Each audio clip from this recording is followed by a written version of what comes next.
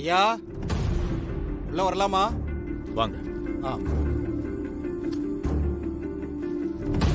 வணக்கம் ஐயா. வணக்கம், உட்காருங்க.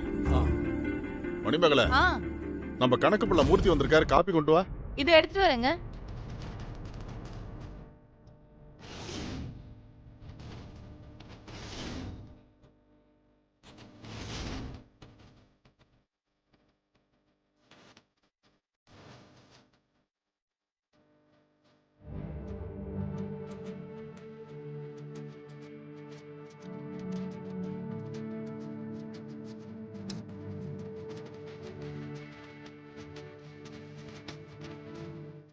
ஐயா, இந்த வாரம் மில்லு வருமானம் 3 லட்சம் ரூபாயா?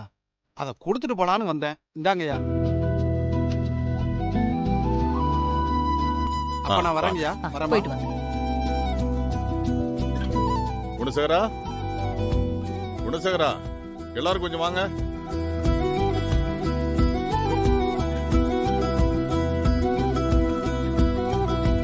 நம்ம கணக்கு பிள்ளை வந்து மில்லு வருமானம்னு 3 லட்சம் ரூபாய் கொடுத்துட்டு போயிருக்காரு. சரிண்ணே. இந்த பணத்தை அப்படியே நம்ம வாக்கு கொடுத்த மாதிரி நம்ம ஊர் ஆளுங்கிட்ட கொடுத்துரு. ஆகட்டுண்ணே. அக்கா பாருக்கா, வந்த பணத்தை ஊர் ஆளுங்களுக்கு தூக்கி கொடுக்குறாரு. வந்த 3 லட்சத்துல உன் பொண்ணு சடங்குக்கு எடுத்து வைக்கலாம்ல, அப்படியே மொத்தமா கொடுக்குறாரு.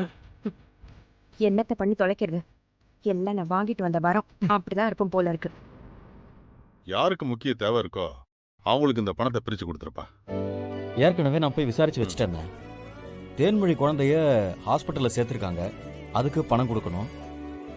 குமரேசன் பையனுக்கு ஸ்கூல் ஃபீஸ் கட்டணும்னு சொன்னான், அதுக்கும் பணம் வேணும். அப்புறம் இந்த ரேவதி பொண்ணு இல்லைன்னு, இதை பாரு, மொத்தம் எவ்வளவு தேவைப்படும்?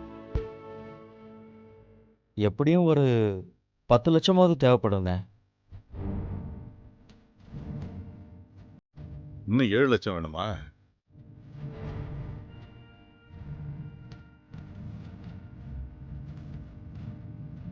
கரிகாலா, உங்ககிட்ட இருக்கிற பணத்தை எடுத்துருவா. சரிங்கப்பா. பெரியப்பா, நானும் என்கிட்ட இருக்கிற பணத்தை எடுத்துட்டு வரேன் பெரியப்பா. இந்த பணம் உண்மையிலேயே அவங்களுக்கு ரொம்ப உதவியா இருக்கும்ண்ணே. அப்பா, என்கிட்ட ஒரு 2.5 லட்சம் இருக்குப்பா. என்கிட்ட ஒரு 1.5 லட்சம் இருக்கு பெரியப்பா. கொடு.